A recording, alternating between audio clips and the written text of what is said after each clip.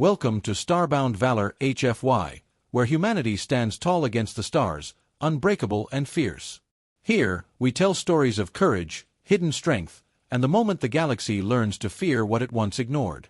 Hit that subscribe button and join the journey. Today's tale begins now. In the vast emptiness of space, far beyond the stars that humans called home, a massive alien fleet gathered. The ships were dark and sharp, like knives floating in the black. They belonged to the Zorith Empire, a race that had conquered many worlds. For thousands of years, they ruled with fear. Now, their leader, High Commander Vexer, stood on the bridge of the biggest ship. He looked at the blue planet in the distance, Earth.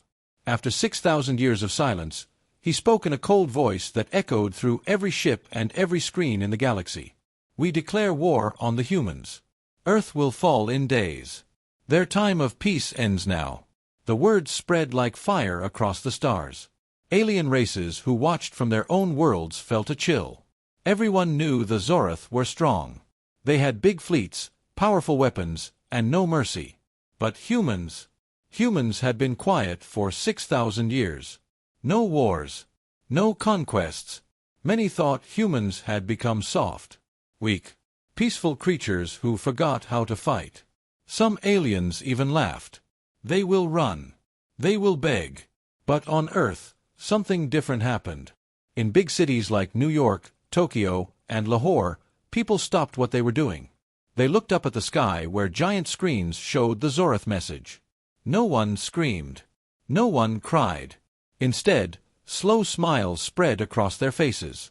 In a small room deep under a mountain, an old general named Marcus Hale watched the same message. His hair was white, his eyes sharp like steel. He had waited for this day longer than most people lived. He turned to his team. "They finally woke us up," he said quietly. His voice was calm, but it carried power. The room was full of screens and maps. Red lights blinked.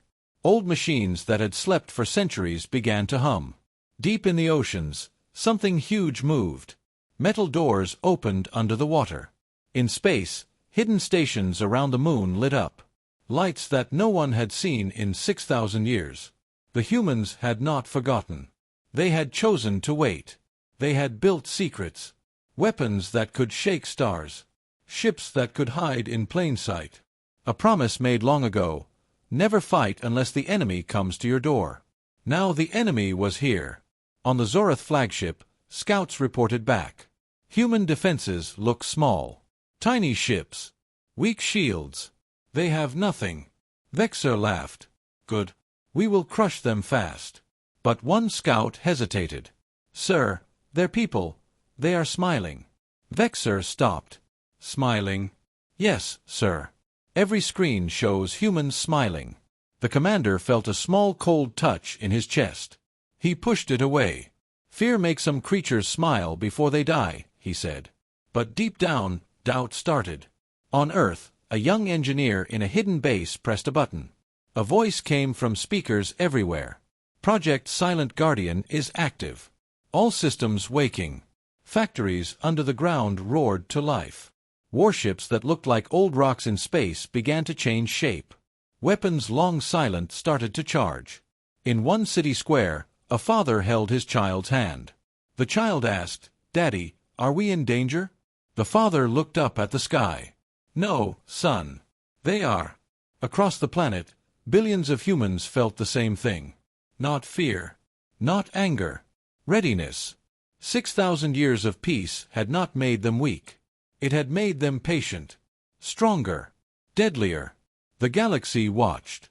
Alien leaders whispered. What if the humans were never weak? What if they were waiting? The first Zorith ships moved closer to Earth's moon. They expected easy victory. They found silence.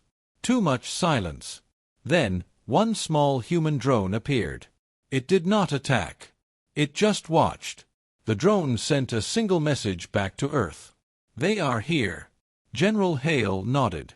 "Let them come a little closer." He smiled. The same calm smile everyone else had. The long silence was over. The Zorith had declared war. But humans had been preparing. And now, The galaxy would learn why no one had dared to wake them for 6,000 years. What secret power had humanity hidden so well? The answer was coming fast, and it would shock every star in the sky. Stay tuned for Part 2, The Hidden Truth Revealed. The Zorith fleet crossed the line humans had drawn long ago, the invisible border at the edge of the solar system.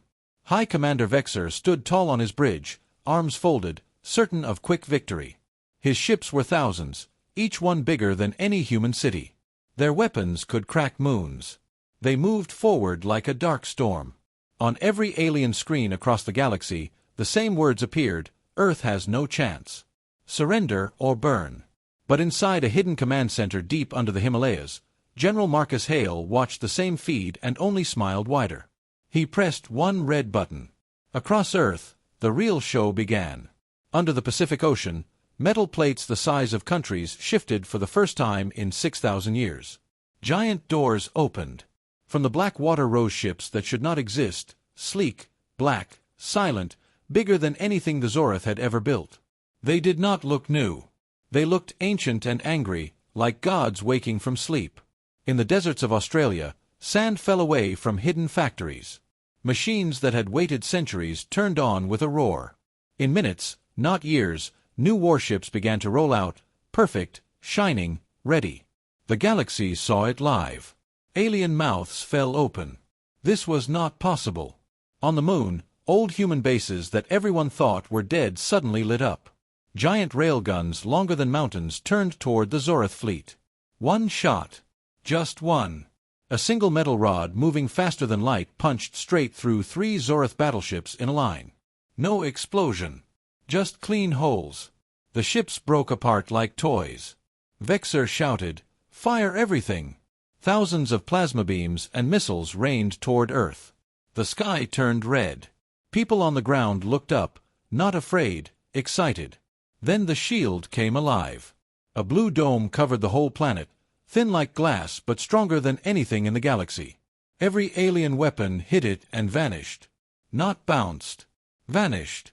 The energy was eaten and sent back into space as harmless light. Billions of humans cheered at the same time. In Tokyo, in Lagos, in Sao Paulo, strangers hugged and laughed. The Zorith gunners fired again and again until their weapons overheated. Nothing worked. Vexer's face turned pale. "What kind of shield is this?" General Hale spoke calmly on an open channel so the whole galaxy could hear. "You woke us up. Now watch what happens when humans stop being polite." He gave one order. "Release the ghosts." From Earth's shadow flew small ships, no bigger than cars, blacker than space itself. They disappeared. Zorith sensors saw nothing. Then screams came from alien comms. "Something is inside our ships." Human boarders in black armor moved like smoke. One human, a woman named Captain Arya Kane, walked alone through a Zorith cruiser. She cut through walls with a small blade that burned white. Alien soldiers shot at her. Bullets melted before touching her armor. She smiled under her helmet. "Hi, boys. Playtime." In 30 seconds, the cruiser lost all power. Lights died. Engines stopped. Then it exploded from the inside. The same happened to 20 more ships in minutes. The ghosts left no survivors. Back on Earth, children watched the sky and counted explosions like fireworks. Mothers told them, "See? That is what happens when someone knocks on our door without manners." The Zorith fleet tried to pull back. Too late. Human warships, the big ones that just rose from the oceans, jumped forward faster than anyone thought possible. They did not fire big guns. They simply got close and turned the Zorith ships off. Like switching off a light. Vexer screamed at his crew, "How are they doing this?" A young alien officer, voice shaking, read the report. "Sir, their technology is older than our empire, but better. Much better. They never stopped improving. They just hid it." Vexer felt true fear for the first time. On Earth, General Hale lit a cigarette, old style, and watched the stars. He spoke to no one and everyone. 6,000 years ago, we almost killed ourselves. So we made a promise. Stay quiet. Stay kind. But if anyone ever came to take our home, we would show them why we stopped. Today is that day. The galaxy watched in pure horror as the mighty Zorith fleet, the terror of 100 worlds, ran like scared animals. Human ships chased them without hurry, like cats playing with mice. One Zorith captain sent a message begging for mercy. The only answer was laughter from a human pilot. "Mercy? You declared war on the wrong species, friend." The feed cut to static. Another ship gone. Billions of aliens turned off their screens. They could not watch anymore. Humans were not just winning. They were enjoying it. General Hale looked at the main screen. The Zorith were still far from finished, but the message was sent. Earth was never weak. Earth was patient. And patience just ran out. He leaned back in his chair and said softly, "Tell the galaxy the truth now. Let them know what comes next. Because this was only the warm-up. The real storm is still coming. And when it arrives, even the stars will tremble. Stay tuned for Part 3, the first true shock that broke the galaxy forever." The Zorith fleet, once so proud and unstoppable, now hung in space like broken toys. High Commander Vexer gripped the arms of his command chair until the metal bent. His ships still numbered in the thousands, but fear had already taken root in every alien heart on board. They had fired everything they had at Earth, lasers hot enough to melt steel moons, missiles that could crack planets, beams that swallowed light itself. All of it hit the blue shield around the human world and disappeared. Not deflected. Not weakened. Just gone, like drops of water into an endless ocean. Vexer stared at the main screen. The shield shimmered softly, almost mocking them. "Huh?" he whispered. "How can a species that has not fought in 6,000 years build something like this?" On Earth, the streets were alive with quiet celebration. People gathered in parks, on rooftops, in open squares. They watched the sky where colorful lights danced, not from fear, but from the shield absorbing attack after attack. A young girl in Lahore pointed up and laughed.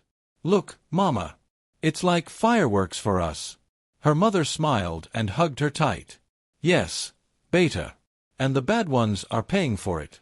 In hidden bunkers, engineers monitored every hit. One scientist, Dr. Elena Voss, spoke into her comm shield integrity at 100%. Energy conversion rate perfect. "We are feeding their power back into the grid." Cities that had gone dark centuries ago now glowed brighter than ever. The shield was not just defense. It was a weapon waiting to be turned around. General Marcus Hale walked slowly through the main command room under the mountain. Screens showed the Zorith ships trying new angles, new formations. Nothing worked. He stopped at a console and pressed a key. "Open channel, galaxy-wide." His face appeared on every screen from one end of known space to the other. Humans had never done this before. They had stayed silent. Now they spoke. "You came to our home uninvited," Hale said in a calm, steady voice. "You threatened our children, our cities, our world. We gave you 6,000 years of peace. You chose war. So listen well. What you see now is only the beginning. The shield you cannot break is the smallest of our secrets. Attack again, and we will show you the rest." The galaxy froze. Alien rulers in distant palaces turned pale. Traders on busy space stations stopped mid-deal. Everyone watched. On the Zorith flagship, Vexer slammed his fist down. "Enough games. Deploy the Void Breakers." Massive cannons on the largest ships turned toward Earth. These were forbidden weapons, outlawed even by the Zoritha's own laws. They tore holes in reality itself, pulling matter into nothing. The beams fired, black lines cutting through space like knives through flesh. They struck the shield. For one heartbeat, the blue dome flickered. Alien cheers rose. Then the flicker stopped. The black beams bent, twisted, and snapped back toward the Zorith ships that fired them. 3 battleships vanished in silent flashes. Gone. No debris. No screams. Just empty space where proud vessels once stood. Vexer fell back into his chair. "Impossible." The bridge crew looked at him with wide eyes. One officer spoke in a shaking voice. "Sir, their shield, it learns. It adapts. It sent our own attack back stronger." Vexer felt cold sweat on his scaled skin. He had led conquests across 100 systems. He had crushed rebellions, burned worlds. Never had he felt this. Not anger. Not hate. Pure, animal fear. On Earth, Hale watched the counterstrike and nodded once. Good. They needed to see that. He turned to his team. Prepare Phase 2. Let the ghosts finish what the shield started. Small black ships slipped out from Earth's shadow again, the ghosts. They moved so fast sensors could barely track them. One ghost docked silently with a Zorath heavy cruiser. Inside, Captain Arya Kane and her team of 5 stepped out. They wore armor that drank light, making them shadows. Alien guards opened fire. Bullets sparked uselessly against invisible fields. Arya raised one hand. A pulse wave rolled down the corridor. Every Zorath soldier dropped, stunned, heart stopped for 3 seconds, long enough. Her team moved like dancers. They planted small devices on walls, consoles, engines. No big explosions. Just quiet clicks. Then the cruiser's lights died one by one. Life support failed. Gravity flickered. In the bridge, the Zorath captain begged into his calm mercy. "We surrender." Arya's voice came back, soft and cold. "You declared total war. No terms. No prisoners." The cruiser cracked open from bow to stern. Silent fire bloomed in vacuum. 20 more ships followed the same fate in the next hour. Across the galaxy, alien news channels replayed the footage over and over. Commentators whispered in horror. "They are not fighting like warriors. They are hunting." One old alien diplomat, voice trembling, said on live feed, "We thought the Zorath were the nightmare. We were wrong. The humans, they are the end of nightmares." Children hid behind parents. Kings ordered extra guards around their thrones. Everyone asked the same question: what else are the humans hiding? Vexer stared at the growing list of lost ships. Half his fleet gone. Not in glorious battle. In tricks, in silence, in impossible tech. He opened a private channel to Earth. "Human leader, whatever you are, call off your dogs. We will leave." Hale's answer came slow and clear. "Too late, Commander. You woke the giant. Now live with the consequences." The channel closed. Vexer looked around his bridge. Every face showed the same thing: defeat. Not just of ships. Of pride. Of certainty. On Earth, the shield still glowed, untouched, unbreakable. People returned to their lives, but with new eyes.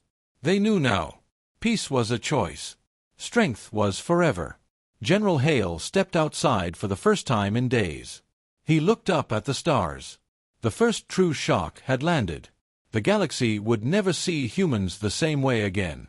And the war. It was far from over. The Zorath still had numbers. They still had rage. But humans had something far deadlier. Patience turned to purpose. Stay tuned for Part 4, where humans fight back in ways no one saw coming. The galaxy had never seen anything like it. The once mighty Zorath fleet, reduced to less than half its size, scattered like frightened fish. High Commander Vexer's flagship limped at the rear, engines smoking, shields flickering. He no longer shouted orders. He whispered them. Every alien watching from distant worlds felt the same cold truth sinking in: humans were not defending. They were hunting. And they were doing it in ways no one had ever imagined. Instead of sending giant fleets to meet the enemy head-on, Earth released something far more terrifying: small teams. Tiny ships no bigger than shuttles slipped through space like shadows. They carried no heavy cannons, no missiles that lit up the void. They carried humans. Just humans. And that was enough. One such team docked silently with a Zorath destroyer. The airlock hissed open. Out stepped Lieutenant Jax Reed, a tall man with calm eyes and a small smile. He wore light armor that shifted colors to match the walls. Behind him came 4 others, moving without sound. The Zorath crew rushed to meet them, rifles raised. Jax raised one hand.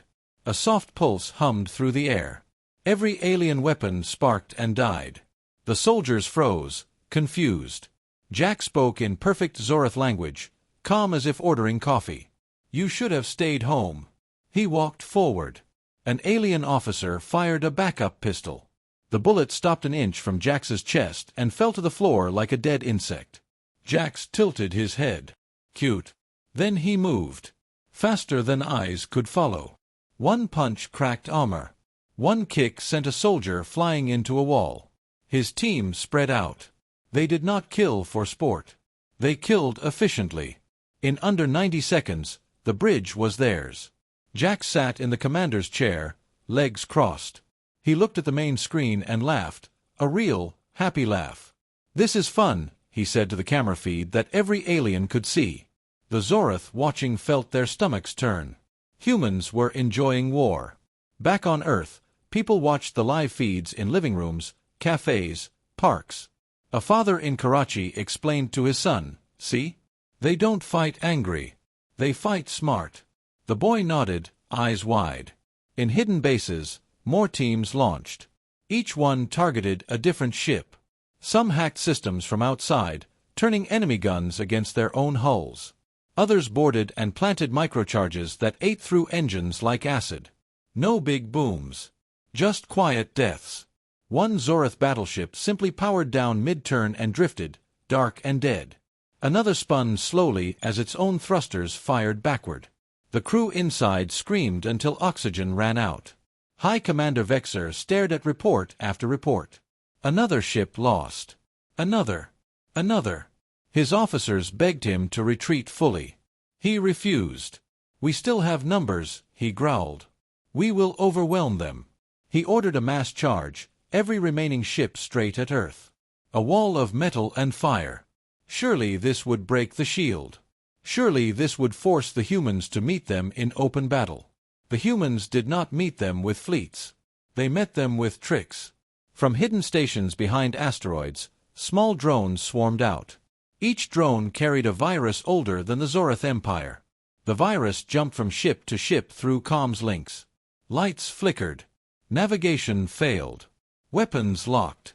One by one, Zorath vessels turned into floating coffins. Alien captains tried manual overrides. Too late. The virus laughed in binary. A young Zorath engineer cried out, "It's rewriting our code. It knows us better than we do." In the middle of the chaos, a single human fighter appeared. Pilot Sarah Lynn, callsign Ghost, 7.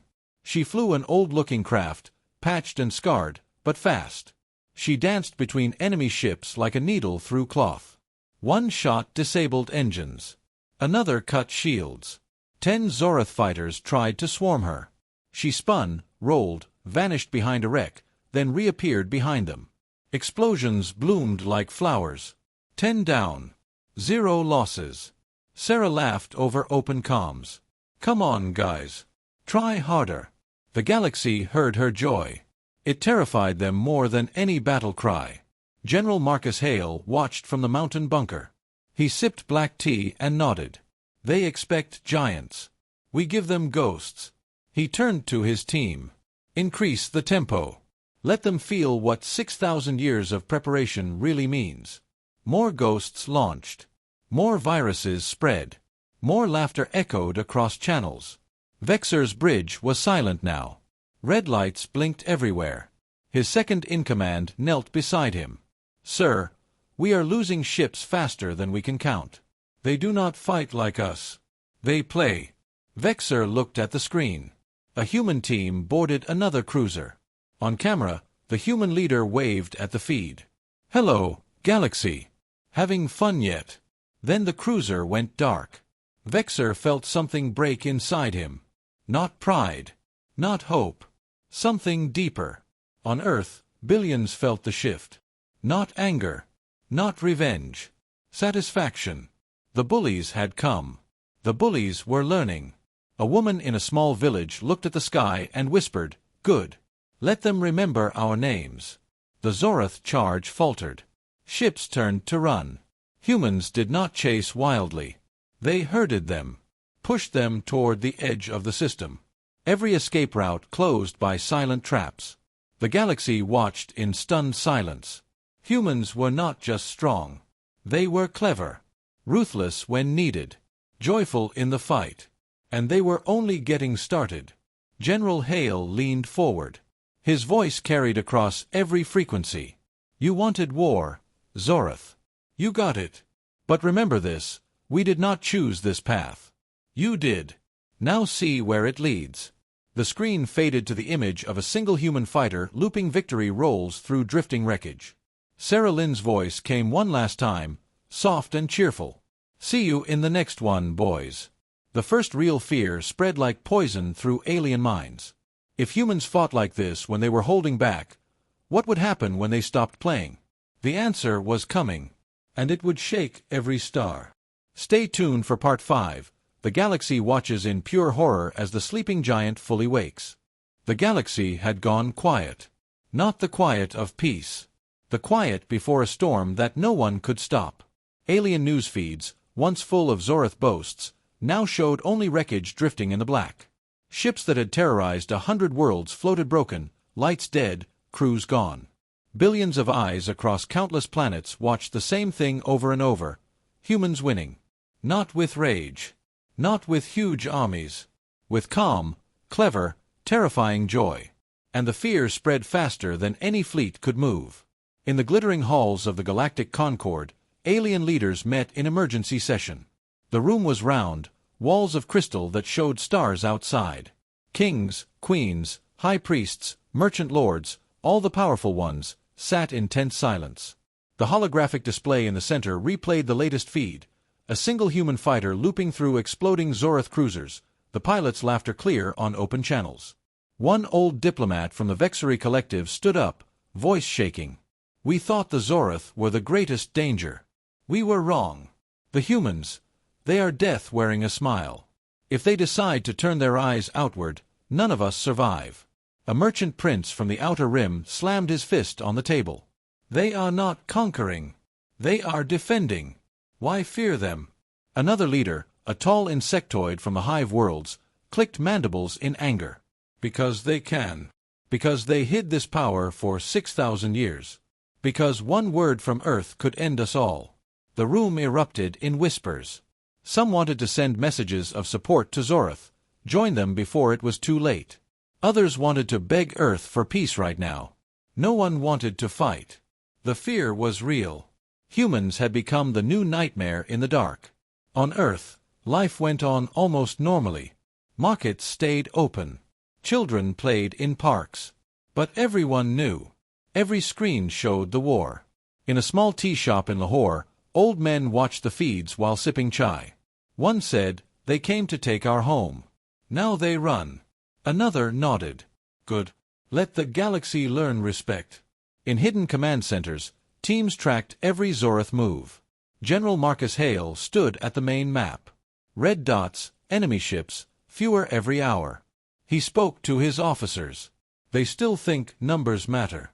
Show them why quality wins. The order went out. Humans pushed forward. Not in a blind rush. Step by step. Methodical. A Zorath outpost on a rocky moon had been taken early in the war. Now humans wanted it back. 3 small ghost teams dropped from orbit in stealth pods. They landed silent. No alarms. No warning.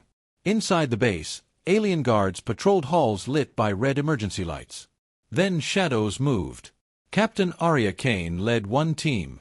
She slipped behind a guard, hand over his mouth, quick injection.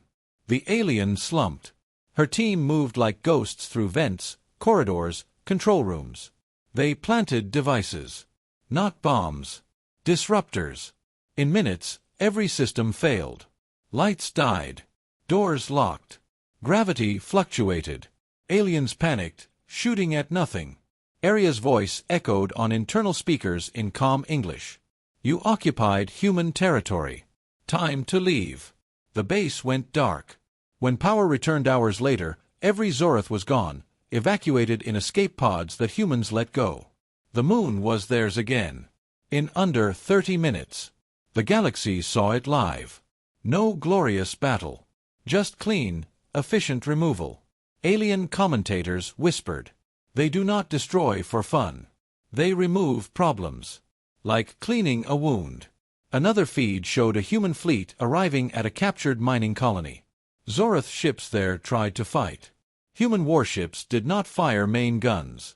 They sent boarding parties. Small teams again. Hacking. Disabling. turning enemy weapons off. One Zorath captain broadcast surrender. We yield.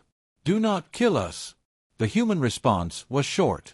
Pods launched. Take your people and go. We keep the colony. No revenge. No slaughter. Just victory. High Commander Vexer watched from his damaged flagship. His fleet was a shadow of what it had been. Crews were tired, scared. Officers argued in low voices. One said, "Sir, the galaxy is turning against us. Even our old allies send warnings. Stop this before humans come for them next." Vexer stared at the blue dot of Earth. "We woke something we cannot stop," he said quietly. For the first time, he sounded old. Broken. On Earth, billions felt pride. Not loud pride. Quiet, deep pride. In Tokyo streets, people raised hands to the sky in silent salute.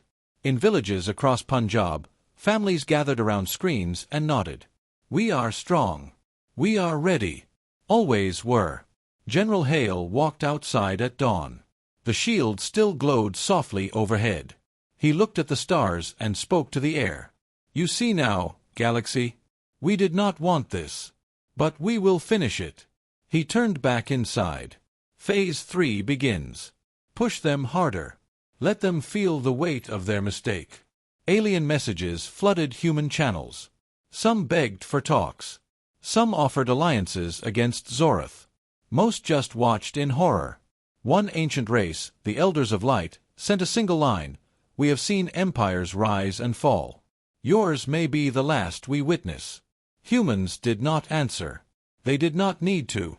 Their actions spoke louder. The war had changed. No longer Zorath attacking. Now humans advancing. Step by careful step. The sleeping giant was awake.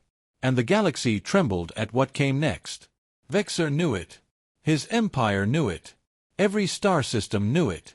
Humans were not just defending Earth anymore. They were reminding the universe why no one had dared challenge them in 6,000 years. Stay tuned for Part 6, the turning point where one small ship faces the Zoratha's ultimate weapon and everything changes forever. The Zorath Empire had one card left to play. One weapon so terrible that even their own allies had begged them never to use it. High Commander Vexer stood on the bridge of his crippled flagship, eyes fixed on the massive shape being towed into position at the edge of the solar system. The Doom Spire. A planet killer the size of a small moon. Its hull was blacker than space, covered in spines that glowed with sickly green energy. Inside its core burned a singularity engine. Once activated, it would tear Earth apart atom by atom, pulling the planet into a hole that swallowed light itself. Vexer's voice was hoarse but steady. "Target the blue world. Fire when ready. This ends now." Across the galaxy, every screen lit up with the image. Alien leaders froze in their thrones. Traders stopped deals. Families huddled closer. The Doomspire was legend. No one had ever survived its full charge. The Zorath had used smaller versions to crack rebellious worlds. Now they aimed the biggest one at humanity's home. Vexer sent a final message on open channels. "Humans, witness your end. Surrender your world, or we erase it." No reply came. Only silence from Earth. Then, from the shadow of the moon, one small ship appeared. It looked old. Patched hull, faded paint, engines that hummed soft instead of roared. No massive guns. No glowing shields. Just a single fighter, callsign Titan 1. The pilot's voice came calm over every frequency. "This is Captain Elias Thorne. I have this." The galaxy held its breath. One ship. Against a planet killer. Vexer laughed bitterly. "Foolish. Destroy it." The Doomspire's point defense cannons turned. A storm of fire reached out. Titan 1 rolled lazily, slipped between beams like water through fingers. It did not fire back. It just flew closer. Steady. Unafraid. On Earth, billions watched from streets, rooftops, screens in homes. In Lahore's busy markets, people stopped haggling to stare upward. A child tugged his father's sleeve. "Baba, will he win?" The father squeezed the small hand. "Watch and see, Beta." In the mountain bunker, General Marcus Hale leaned forward. "Elias, you know the plan. Make it count. Thorn's answer was simple. Understood. General. Time to wake the beast. The Doomspire charged. Green light built in its core, bright enough to outshine nearby stars. The singularity began to form, a dark maw at the weapon's heart. In minutes, it would fire. Earth would vanish. But Titan, one kept coming. It flew straight at the monster. No tricks. No dodging now. Just a straight line. Zorath gunners laughed. Easy target. They fired everything. Beams, missiles, rail shots. Titan One's shields flickered once, thin, almost invisible. Then they hardened. Not blue like the planetary shield. Gold. Old gold. Ancient. The shots bent away, twisted into harmless sparks. Captain Thorn spoke again, voice steady. You built a toy to break worlds. We built something to break toys. He pressed one control. From Titan One's belly dropped a single small pod. No bigger than a car. It drifted toward the Doomspire slow, almost gentle. Zorath laughed harder. A bomb. Pathetic. But the pod did not explode. It attached to the hull like a limpet. Then it opened. Thin wires spread across the black surface like veins. They glowed red. Then blue. Then white. The Doomspire's green charge stuttered. Lights flickered along its spines. Alarms screamed inside the weapon. Vexa roared. What is happening? Engineers scrambled. Sir, the core. Something is rewriting the singularity matrix. It's turning inward. The green light reversed. The dark maw at the center began to pull the wrong way, not toward Earth, but toward the Doomspire itself. The planet killer started to fold in on itself. Metal groaned. Spines bent. The singularity grew hungry for its own creator. Zorath crew on board the towing ships tried to cut the tow lines. Too late. The pull was too strong. Ships snapped like string. The Doomspire twisted, warped, collapsed inward in perfect silence. A flash of white light. Then nothing. No debris. No explosion. Just empty space where Doom once waited. The galaxy went still. Every alien mouth open. Every screen dark for a heartbeat. Then cheers erupted on Earth. In cities, people jumped, hugged strangers, cried with joy. In hidden bases, engineers high-fived. General Hale exhaled long and slow. Well done, Elias. Titan, one turned slowly. Thorn's voice came one last time, tired but proud.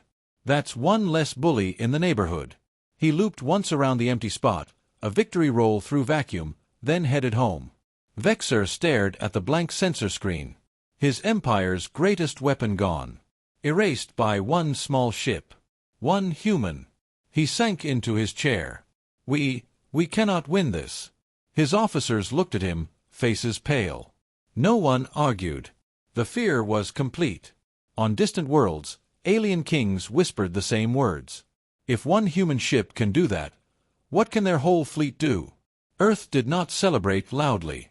People returned to work, to families, to normal life. But eyes were brighter. Steps surer. The message had been sent. Attack us and we answer. Not with hate. With finality. General Hale stepped outside into morning sun. The shield still shimmered overhead, untouched. He looked at the stars and spoke softly. Anyone else want to try? Silence answered. The galaxy had no words left. The turning point was here. Zorath's dreams of conquest lay in ashes. Humans had not just survived.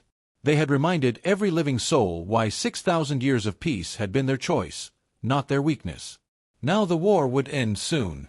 But the lesson would last forever. Stay tuned for Part 7, where fear spreads like fire, and the galaxy begs for mercy from the species they once mocked. The galaxy burned with whispers. Not the crackle of weapons or the roar of engines. Whispers of fear. Pure, cold fear that spread from one star system to the next faster than any ship could fly. Alien kings locked their palace doors tighter. Merchant fleets changed course to avoid even the edges of human space. Children on distant worlds were told bedtime stories that ended with the same warning: never wake the humans. The Doomspire's destruction had been the final crack in the dam. One small ship, one human, had erased the Zoratha's greatest terror in silence. Now every living soul knew the truth. Earth was not a sleeping world. It was a coiled predator that had chosen rest. And the choice was over. In the deepest chambers of the Galactic Concord, the Emergency Council met again. The crystal walls showed nothing but black space now.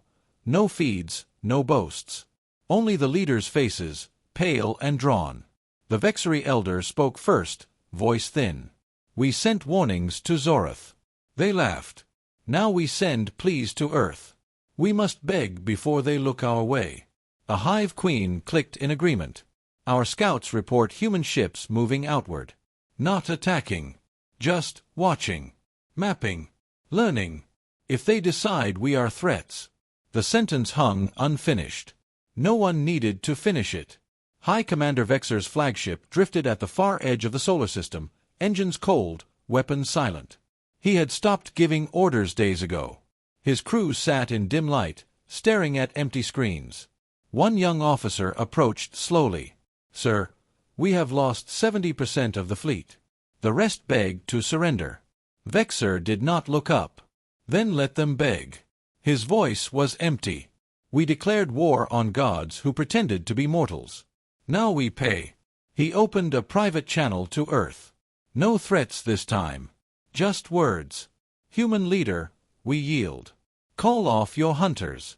We will leave your system forever." No reply came immediately. Only the soft hum of waiting. On Earth, the response was calm. General Marcus Hale stood in the Mountain Command Center, arms crossed. The planetary shield still glowed overhead like a gentle aurora.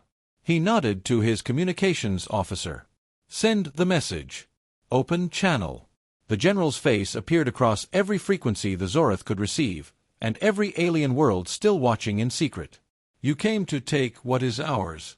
You failed. Now hear our terms. No conquest. No revenge. But rules. Your empire disarms. Every planet killer, every forbidden weapon, destroyed under our watch. You pay for the damage done to our outposts. And you never, never return to human space with hostile intent. Break these terms, and we finish what you started. Not out of hate. Out of necessity." The channel closed. The galaxy heard it all. No gloating. No demands for tribute or slaves. Just clear lines in the sand. Some alien races felt relief. Humans could have demanded everything. They asked only for safety. Others felt deeper dread. If this is mercy, what is their anger like? In hidden relays, messages flew. Some small empires offered secret alliances to Zorath. "Join us, fight back together." Humans caught the signals. Ghost teams moved. Not to destroy. To warn. One rebel fleet preparing to aid Zorath found their ships disabled overnight. No boarding. No shots. Just engines locked, comms jammed, and a single message left on every bridge: "Do not test us." The fleet scattered. No second warning came. Captain Elias Thorne, the pilot who had ended the Doomspire, flew slow patrols now. His old fighter drifted near the system's edge. He watched Zorath escape pods limping away. One pod sent a desperate hail. "Human, please, we have families." Thorne answered softly. "We know. That's why you still breathe. Go home. Tell your people what happens when you pick the wrong fight." The pod fled. Thorne smiled under his helmet. Not cruel. Satisfied. Back on Earth, life felt different. Stronger. In Lahore's evening markets, people walked taller. Lanterns glowed under the shield's soft light. A young woman sold chai and said to a customer, "They thought we were weak. Now they know better." The customer nodded. "And they will remember forever." In schools, teachers told the story, not as war, but as a lesson. When bullies come, stand. When they fall, let them learn. Children drew pictures of golden shields and small ships that defeated giants. General Hale stepped onto a balcony overlooking the valley. Dawn was breaking. The stars faded slowly. He spoke to the air, to the galaxy, to history.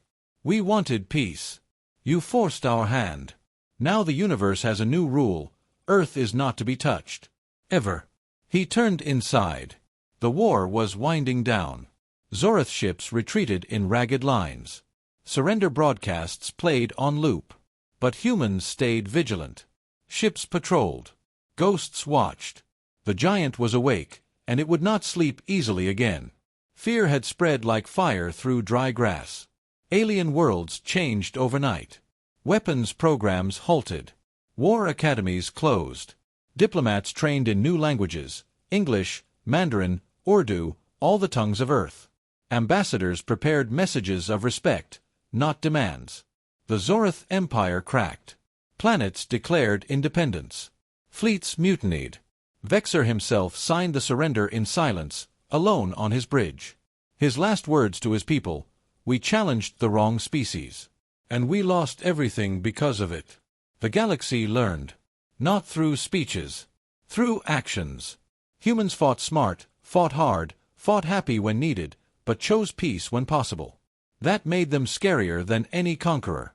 Because conquerors could be overthrown. Humans. They could simply stop holding back. General Hale looked at the main screen one last time. The red dots of enemy ships were almost gone. He smiled faintly. Good. Now they know what real strength looks like. The fire of fear would burn for generations. And in that fire, a new era was forged, one where no one dared knock on Earth's door again. Stay tuned for Part 8, the shocking response where humans offer terms that leave the galaxy speechless, and the true depth of their power is revealed. The galaxy waited in frozen silence. Every channel, every screen, every listening post stayed locked on the same spot. High Commander Vexer's flagship hung dark and broken at the very edge of human space. No weapons charged. No engines hummed. Only one weak light blinked from the bridge, a single open channel to Earth. The Zorath leader had waited 3 full days for an answer. Now the wait ended. General Marcus Hale's face appeared on every frequency the galaxy could receive. Calm. Steady. No anger. No smile either. Just the look of someone who had already won and was now deciding how kind to be. Vexer straightened his back. He had rehearsed this moment. He would beg. He would offer everything. Anything to live. Before he could speak, Hale started first. You asked for total war. You got it. Now you ask for mercy. Here are our terms. Simple terms. Listen carefully. 1. Every Zorath world will destroy all planet-killer weapons. Every void-breaker, every singularity device, every forbidden cannon. You will do it in front of human observers. Live broadcast. No tricks. No hidden stockpiles. We will know. 2. Your empire will pay full repair cost for every human outpost, moonbase, and mining colony you damaged. Payment in rare minerals, energy credits, and technology. We choose what we want. You deliver.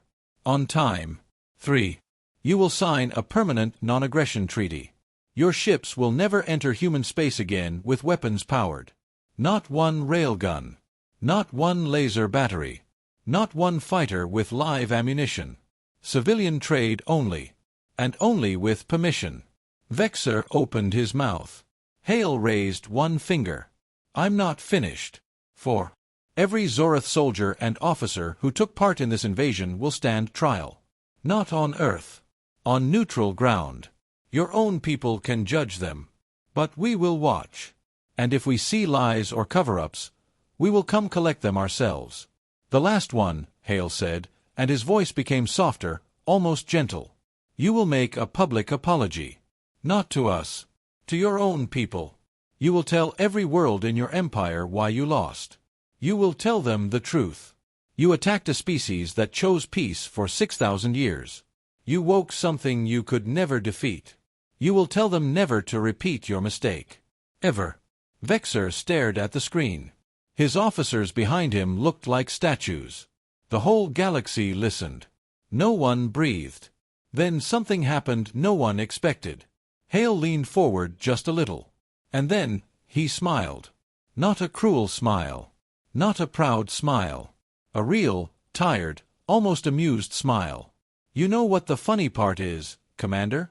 We could have ended this on day 1. We could have turned your entire empire into dust before your first shot landed. We didn't. Because war is boring to us now. We grew out of it. 6,000 years ago we were very, very good at destruction. We decided we didn't like that version of ourselves anymore. So we stopped. We hid. We waited. And you thought that meant we were weak. He laughed once. A short, warm sound that carried across 1,000 star systems. That laugh terrified more aliens than any explosion ever could. We are not angry, Hale continued. We are not cruel. We are just done being polite to bullies. Accept these terms. Live. Break them, and you will see what happens when humans decide they are no longer bored of war. The channel stayed open. Vexer looked at his trembling hands. Then he slowly lowered his head. The greatest conqueror of his age. The terror of 100 worlds. Bowing. I accept, he said. Voice cracked. Barely a whisper. I accept all terms. The galaxy exploded. Not with weapons. With sound. Cheers from Earth. Gasps from alien worlds. Cries of relief. Shouts of disbelief. Some alien kings fell back in their thrones. Some covered their faces. One ancient diplomat from the Elders of Light spoke on open feed, voice shaking with awe. They could have taken everything. They asked only for safety and shame. That is true power. On Earth people hugged in streets. In Lahore markets vendors gave free chai to everyone. In Tokyo towers strangers high-fived. In villages old men wiped tears and said the same thing, our children will sleep safe tonight. General Hale stepped back from the camera. He looked at his team. No celebration. Just quiet nods. One officer asked softly, Sir, do you think they will keep the terms? Hale looked up at the stars through the ceiling viewport. They will. Because deep down they know the truth now. We didn't beat them with ships or guns. We beat them with patience. With choice. With the simple fact that we can be the nicest neighbors in the galaxy, or the last thing they ever see. He turned away from the window. And for the first time in days he let himself smile fully. The terms were shocking. Not because they were cruel. Because they were fair. Because humans could have demanded empires, slaves, tribute, revenge. Instead they asked for peace, accountability, and one honest apology. That was the most terrifying thing of all. The galaxy would never forget. Stay tuned for Part 9, the last battle where some Zorath refused to accept defeat and humans finally show what full power looks like. The last embers of Zorath pride refused to die quietly. High Commander Vexer had signed the terms. Most of his fleet had powered down weapons, turned tail, and limped home under human escort. But not all. A hard core of fanatics, captains, elite guardships, die-hard officers, broke formation. They called themselves the Unbroken. They broadcast one final message across every channel they could reach. We will not bow to weaklings who hide behind tricks. Earth will burn or we will. Glory or death. Their ships, 300 of the best remaining battleships, carriers, and dreadnoughts, turned back toward the solar system. Engines flared red. Weapons charged to maximum. They came in a tight spearhead formation, straight at the heart of human space. The galaxy watched again. This time with exhausted horror. Alien commentators whispered, they are insane. They saw what one ship did to the Doomspire. They still charge. On distant worlds, people turned off screens. They could not bear to see more death. But billions on Earth did not look away. They gathered in streets, on rooftops, in homes. Eyes fixed upward. Not in fear. In quiet certainty. General Marcus Hale stood in the Mountain Command Center. The planetary shield glowed steady overhead. He studied the incoming red swarm on the main holomap. 300 ships. Desperate. Angry. Doomed. He spoke once, calm as ever. No half measures this time. Full authorization. All systems green. Let them see what happens when they refuse to learn. From Earth's shadow rose the real fleet. Not the small ghosts.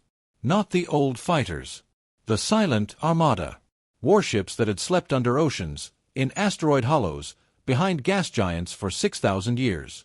They emerged in perfect formation. Hulls black and gold. Engines silent until the moment of strike. No dramatic roar.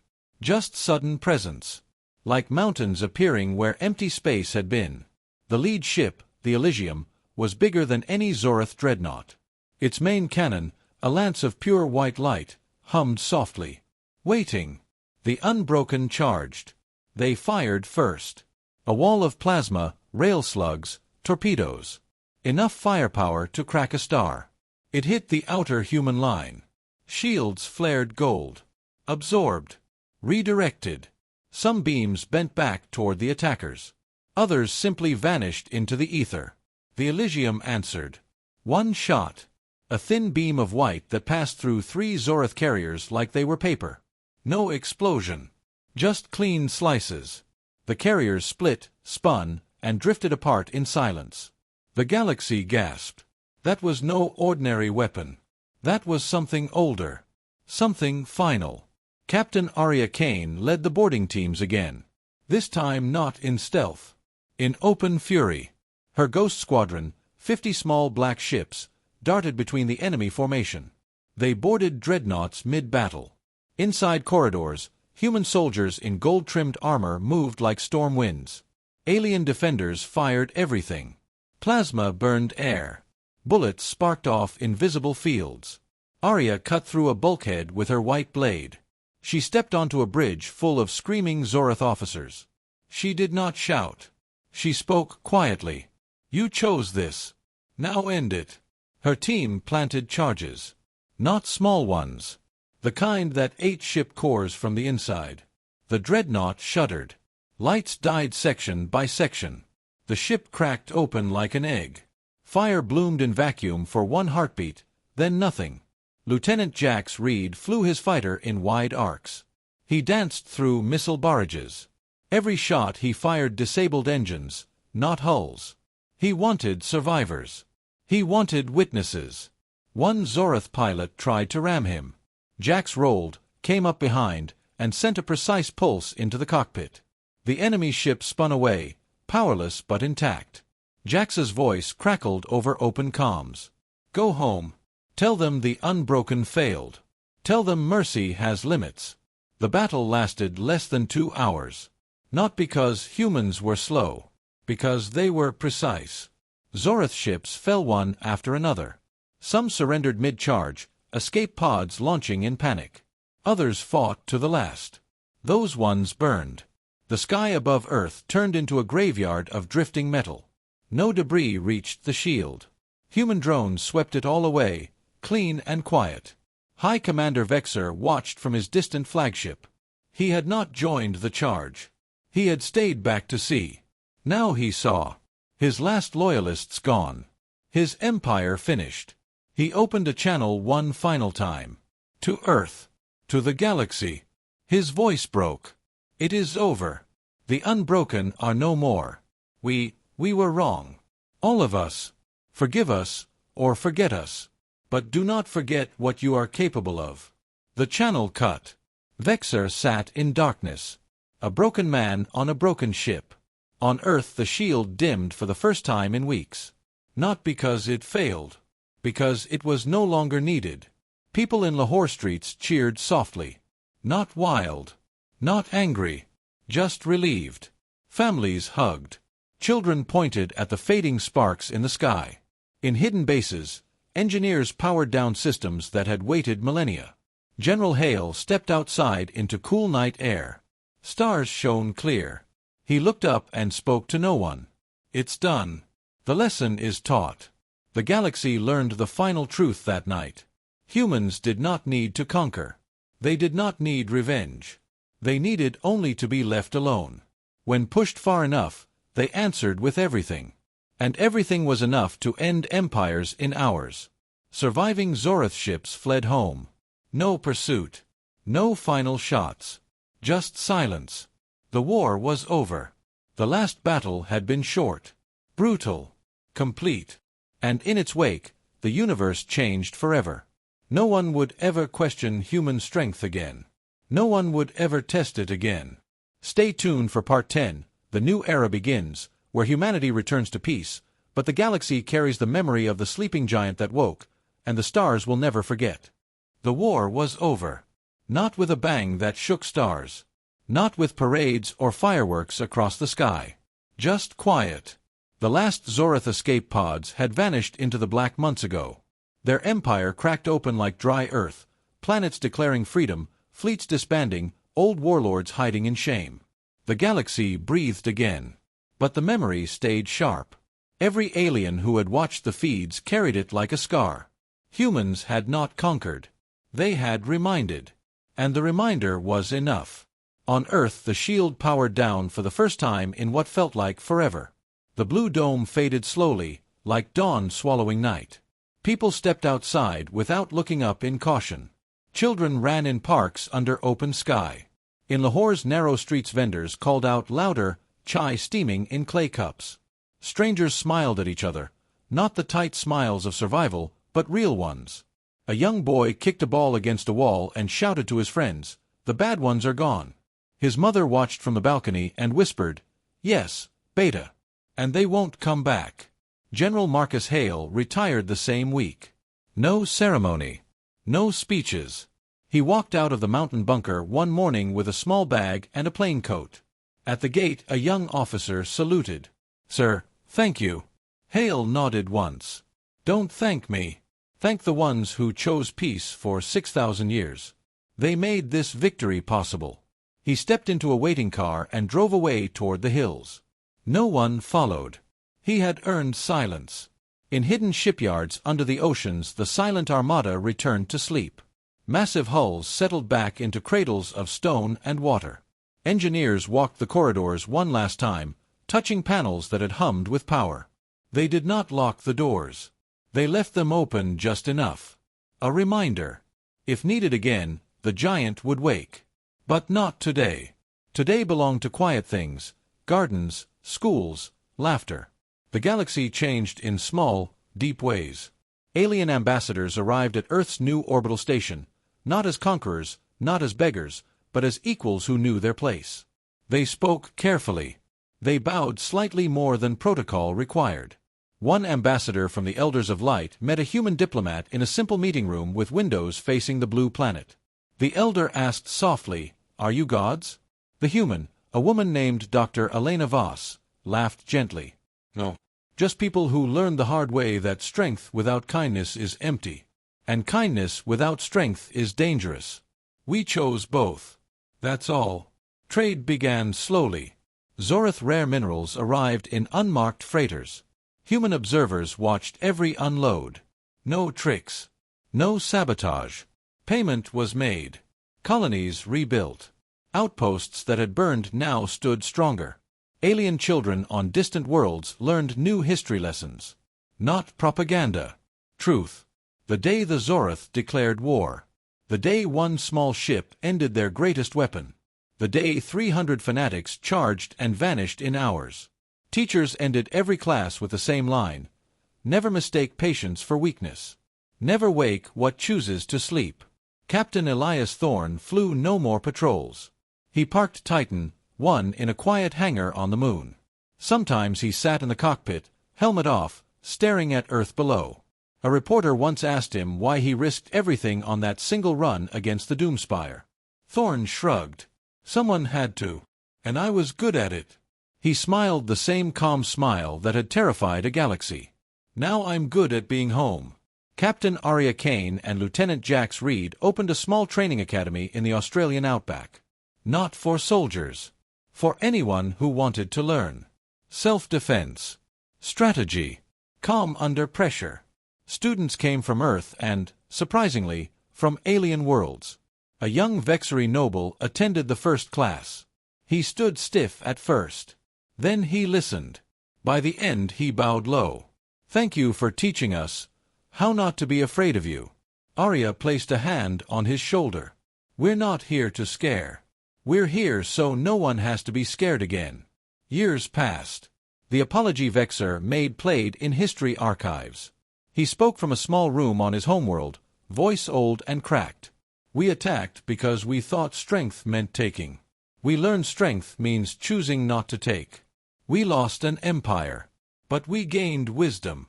May no one repeat our mistake. The broadcast never stopped looping on some channels. A warning etched in time. Earth stayed peaceful. Ships explored, not to conquer but to meet. New friends arrived. Old enemies sent gifts. The galaxy made one unspoken rule: leave Earth alone. Not out of terror anymore. Out of respect. Because the sleeping giant had woken, shown its teeth, and gone back to sleep. Willingly. On a clear night in Lahore, an old man, once a boy who watched the shield glow, sat on his roof with his grandson. The child pointed at the stars. "Dada, are the bad ones really gone forever?" The grandfather smiled and pulled the boy close. "Yes, because we showed them we could be the worst thing in the universe if we had to. But we chose not to. That's why they remember. That's why they leave us in peace. 6,000 years of silence. One war. One lesson. And the galaxy learned, never wake the sleeping giant. Because when it wakes, it does not roar. It simply ends what needs ending. Then it sleeps again. Stronger. Kinder. Ready." The stars shone quiet. Earth turned slow.